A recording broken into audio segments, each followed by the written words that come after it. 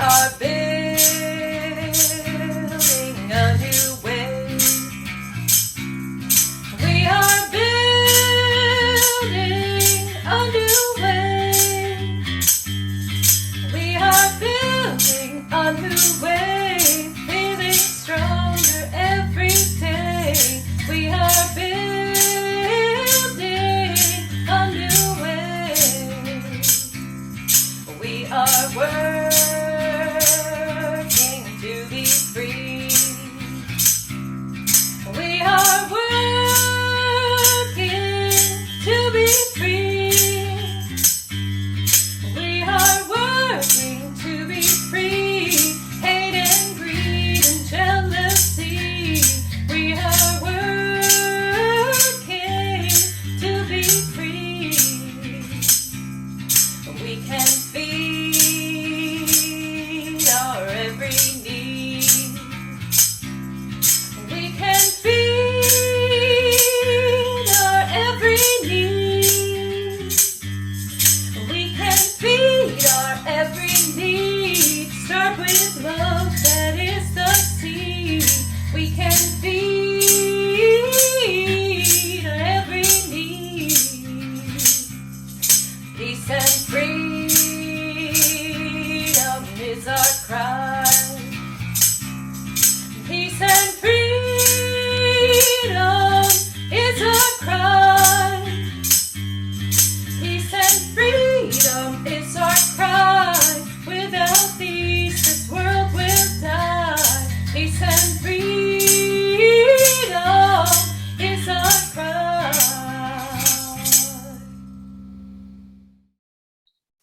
All right, some upbeat music for a new year, and from a family that has our newest addition to the UU community at Church of the Shenandoah Valley, Little Tucker. And so I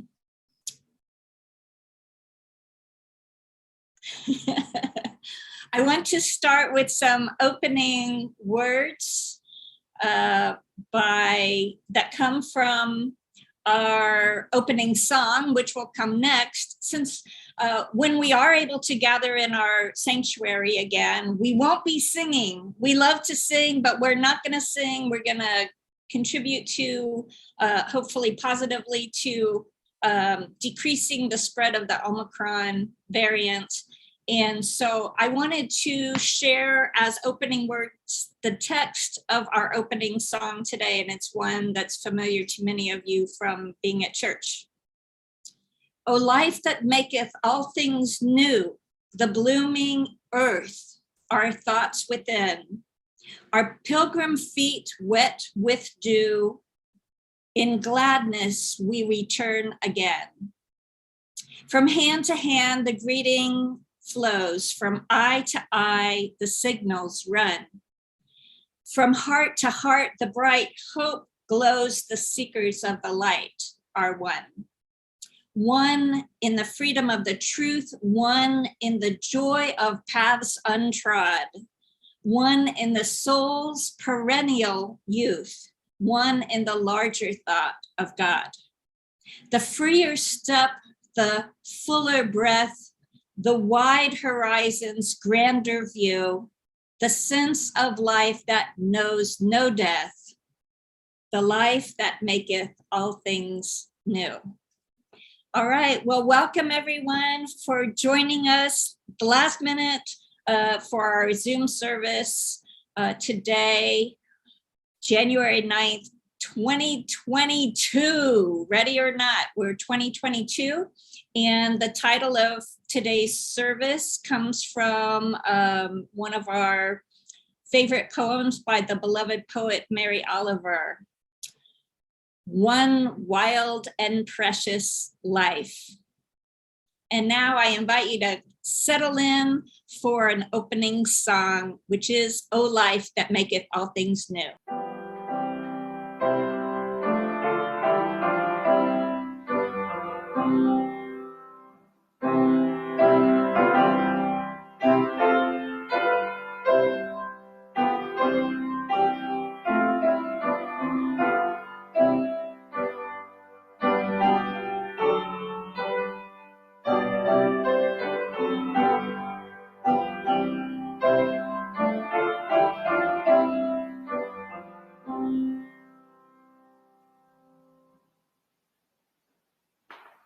with that, I want to mention that another special feature that we were able to incorporate last minute into today's online Zoom service is images of our beautiful winter banners that our own aesthetics team put up this week in the sanctuary before the weather turned bad.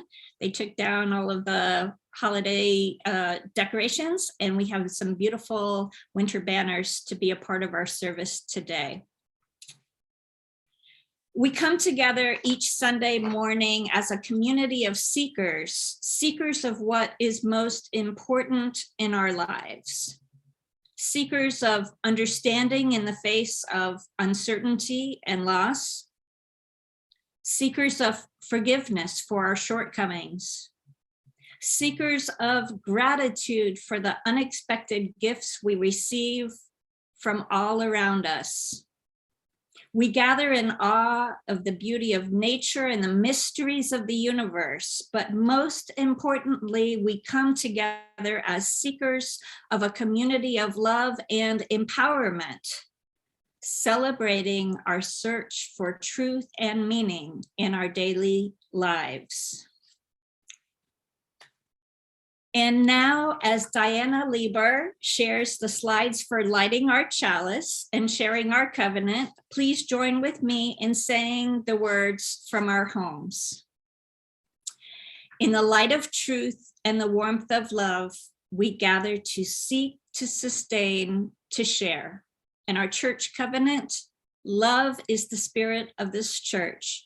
The quest for truth is its sacrament, to dwell together in peace, to seek the truth in freedom, and to help our neighbor. To these ends, we covenant one with another.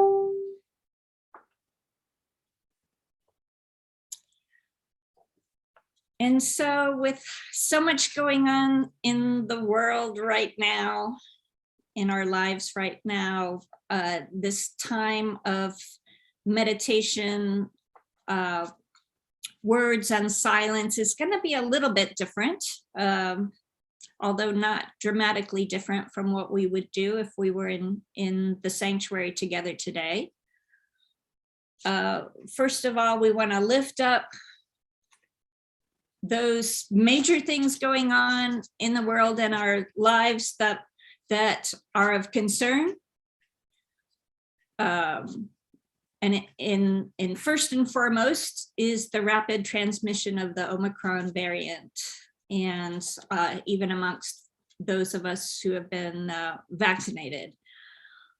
So we are coming round on 2 years of being exposed to the coronavirus, and now we have this new variant, and just at a time when we were really hoping to be able to get back to our community lives, you know, we're having to do things differently and take new precautions. And so I encourage all of you to do that in your own lives, and we're trying to do that at church. And then the weather is another, you know, factor in all of this. We've seen some really crazy weather in these past couple of weeks.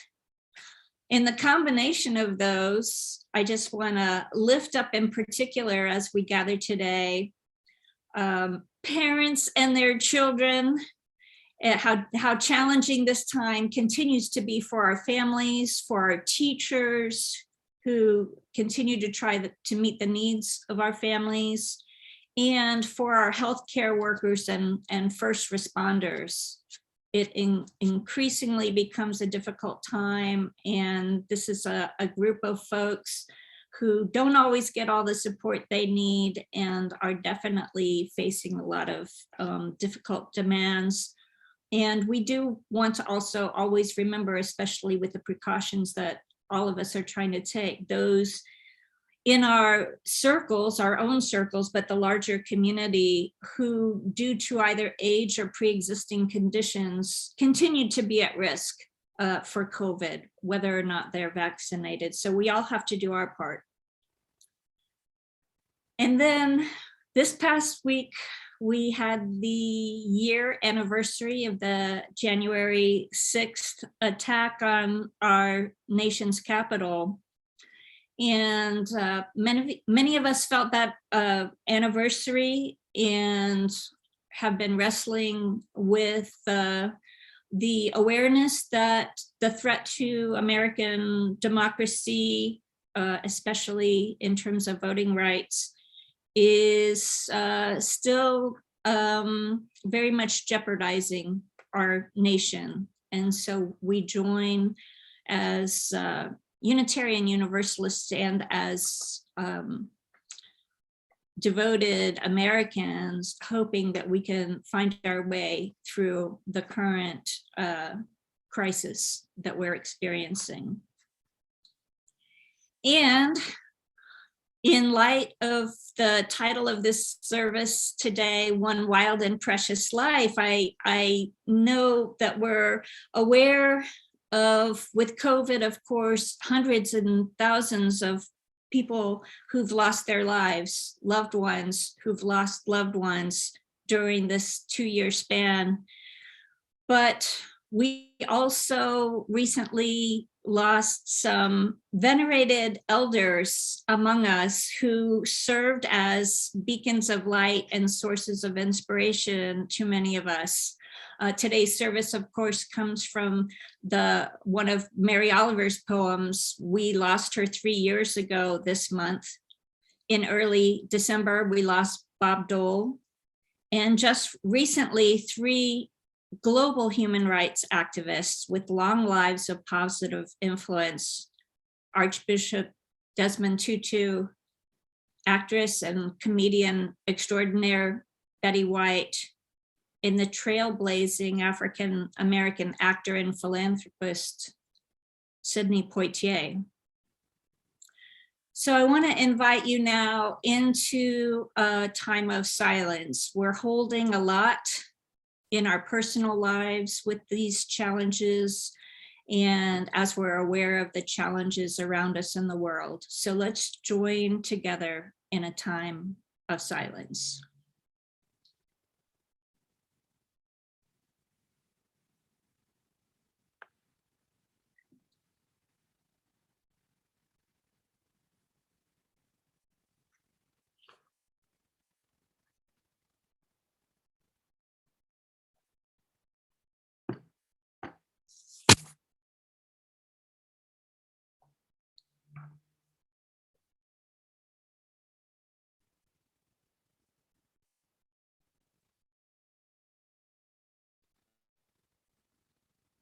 Our meditation words come from the text of the next musical interlude we'll have as a meditation song. Blessed Spirit of my life, give me strength through stress and strife. Help me live with dignity. Let me know serenity. Fill me with a vision. Clear my mind of fear and confusion. When my thoughts flow restlessly, let peace find a home in me. Spirit of great mystery, hear the still small voice in me. Help me live my wordless creed as I comfort those in need. Fill me with compassion.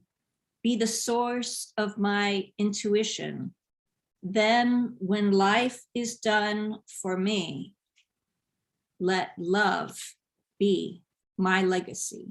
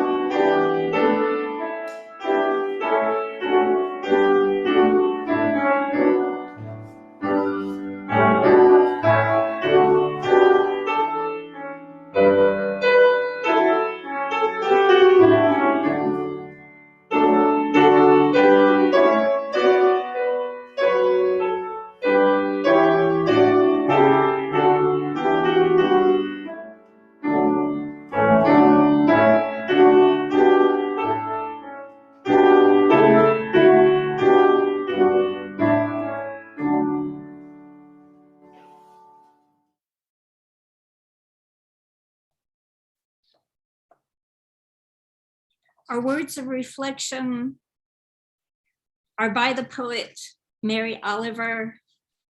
They are not the words from the poem from which our title comes today. This is the poem called The Journey. One day you finally knew what you had to do and began, though the voices around you kept shouting their bad advice through the whole house. It began to tremble and you felt the old tug at your ankles. Mend my life, each voice cried. But you didn't stop. You knew what you had to do. Though the wind pried with its stiff fingers at the very foundations, though their melancholy was terrible. It was already late enough, and a wild night, and a road full of fallen branches and stones. But little by little, as you left their voice behind, the stars began to burn through the sheets of clouds, and there was a new voice, which you slowly recognized as your own, that kept you company as you strode deeper and deeper into the world, determined to do the only thing you could do, determined to save the only life you could save.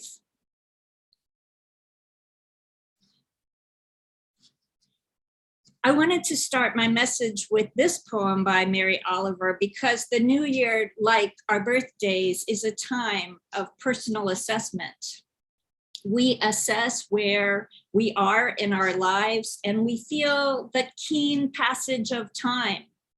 Another year passed, a new year beginning, as a reality check on our greater aspirations and longings in life. In general, we tend to get so caught up in the business, the messiness of the day-to-day, that it can be easy at times to lose sight of the big picture that we have for our lives, those major goals and responsibilities that drive us and upon which we evaluate ourselves or feel perhaps that the world is evaluating us. The new year is a recurring marker in the turning years that reminds us to ask ourselves, do we have our priorities straight?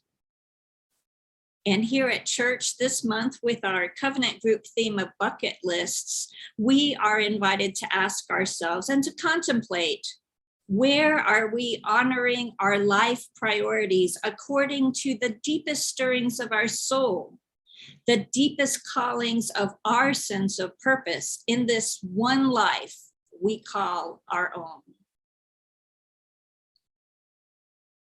We're living in a materialistic culture that programs our spending patterns to an underlying message of always looking out for number one. We're bombarded with messages that encourage us to fulfill our every transient desire for pleasure and to invest in every technique to increase the attraction of our outward appearance of status in life. Whether it's striving for that perfect body, the perfect house or car, the perfect looking family or job, we're programmed more than we realize by this ever-present media, more than previous generations who were influenced perhaps more heavily by cultural and family influences. As Unitarian Universalists, we tend to be a little less pulled in by this endeavor because of our do-gooder leanings, but they're still out there and we're influenced at least to some degree. One thing I like about Mary Oliver's poem, The Journey, is that especially for us do-gooder types, it's important for us to be reminded that in order to actively care for those who need care in this world, we have to know how to take good care of ourselves. As so many of us UUs are in helping or caring professions, we know that we can't continue to take care of others as we are so deeply motivated to do if we don't take care of ourselves. What happens is if we're always putting other people's needs before our own, our energy becomes depleted. And if we keep pushing ourselves anyway, we'll experience some kind of burnout, or its fairly new cousin called compassion fatigue. So my countercultural message to you, to all of us this new year is, sure, go ahead and make some reasonable resolutions that are goal-oriented and designed to make you a better person, but consider another approach as well. Consider building into your New Year's resolutions, if you make them, an encouragement to make time for the specific things that feed your soul. Those commitments and activities that excite you, that energize you, that connect you with your passion in life, your passion for living. Those things that make you feel most alive and engaged with life. Because these are the very things that have the capacity, in Mary Oliver's words, to save our own lives. And as much as we'd like to be the kind of people who are lovingly focused on saving the lives of other people in this world, we can't do it if we don't keep our own home fires of our own souls burning bright. Let's face it, this world is a pretty wild place right now. It's a huge mess, in fact. I don't necessarily want to jump on the bandwagon of those who are shouting doom and gloom for our collective future. But on the other hand, I'm afraid, in all honesty, I cannot hold up for you a picture of unbridled optimism. For those of you who come to church looking for some spiritual sustenance from our Sunday worship services, our caring community of fellow travelers, and who may sometimes look to me for some kind of inspirational leadership, I would love to be able to tell you that our human future is looking all sweet and rosy. I do happen to have a deep faith in the conscience, resilience, and agency of humanity to do good, but to varying degrees, and sometimes in history more than others, we are at greater mercy to forces beyond our individual human control. I believe this is such a time in human history on planet Earth. We are at the mercy of massive changes, not only on the planet, but among the various tribes of the human family who inhabit it. So here is a question for you to ponder. Given all that is taking place in our world today, how are you being called to live as a person with a sense of integrity? What on your own bucket list corresponds to your sense of purpose in this life? What is your soul telling you in its unique and mysterious language of what is needed from you at this particular time? What does it tell you that you are needing in your own life right now? What is it telling you to do and how to be in order to contribute to the larger life of the human family at this point in time? These are deep questions, and let's face it, not everyone has the time or inclination to consider it. But what we do in our lives matters. The choices we make in how we spend our days, how we spend the energy of each day, in its own way, contributes and shapes our collective experience. So whether we want to ponder on it or not, what we do matters. And so I'll ask you this beautiful question again in the words of Mary Oliver, but not from the poem we heard earlier, but from the title for today's service. What is it you plan to do with your one wild and precious life?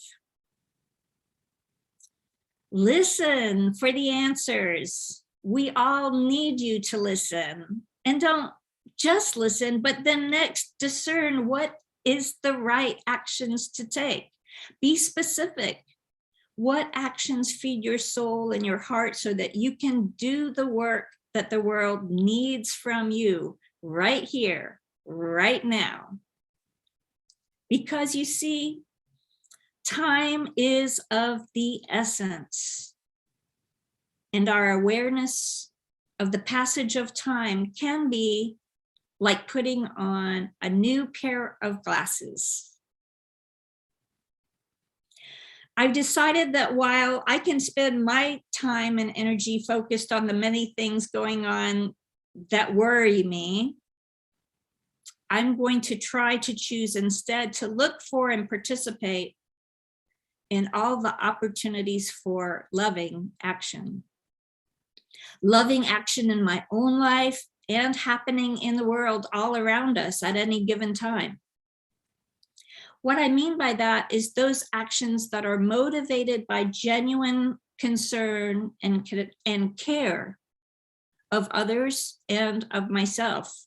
The actions that contribute to lives that are built on a foundation of love rather than fear or worry or even disappointment that things are not as we wish them to be. Rather than worrying about the state of affairs that surround us, the instability, the many pressures, and even hostilities that we're witnessing, I will strive to see and act upon opportunities for positive exchange and positive change.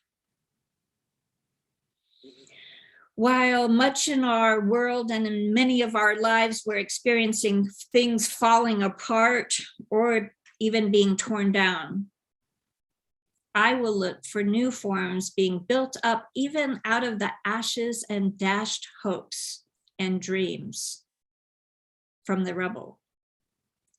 I'll save the only life I can save. I'll try to listen more regularly to a sense of purpose that longs to honor and embody the presence of love in this hurting world. And I'll endeavor to walk forward with determination, knowing that my soul and my integrity depend on it.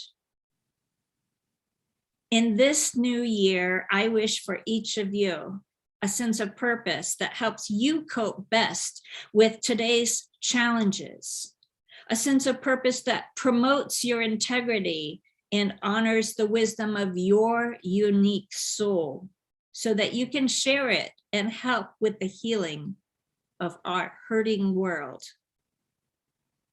A sense of purpose that helps you to answer with action Mary Oliver's question.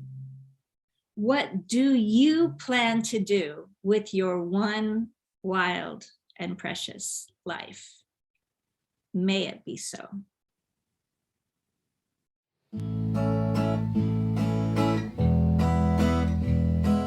Come sing a song with me. Come sing a song with me. Come sing a song with me, that I might know your mind. And I'll bring you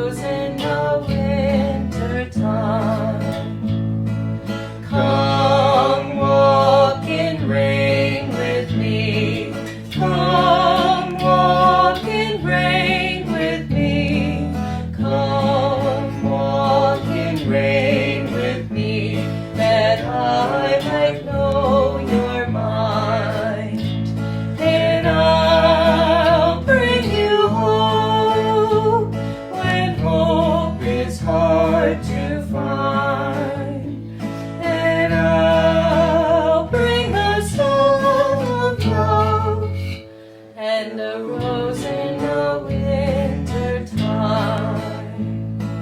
Come share a rose with me. Come share a rose with me. Come share a rose with me, that I might know your mind, and I'll bring you hope when hope is hard to find, and I'll bring the song of love and a rose in the winter time. Music. Thanks again to Abby and Phil for their contributions to today's service.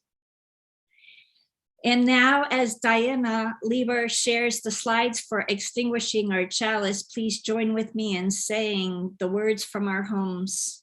We extinguish this flame, but not the light of truth, the warmth of our community, or the fire of commitment. These we carry in our hearts until we meet again. The purpose of the church is to encourage all who gather to grow more generous in spirit and action. We hope you will consider making an offering after today's service through our webpage, uushenandoah.org. This allows us to exercise that generosity of spirit for this self-supporting church and its many ministries which continue during this time when we are not always able to be together physically. Thank you for joining us today.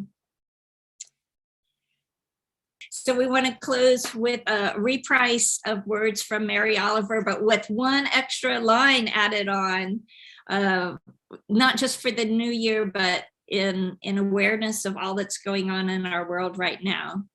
The line before the last one that we've been repeating all day today goes like this. Doesn't everything die at last and too soon? Tell me, what is it you plan to do with your one wild and precious life? May you go with peace and clarity of purpose into these coming weeks. Stay safe, stay strong, and we will see you next time.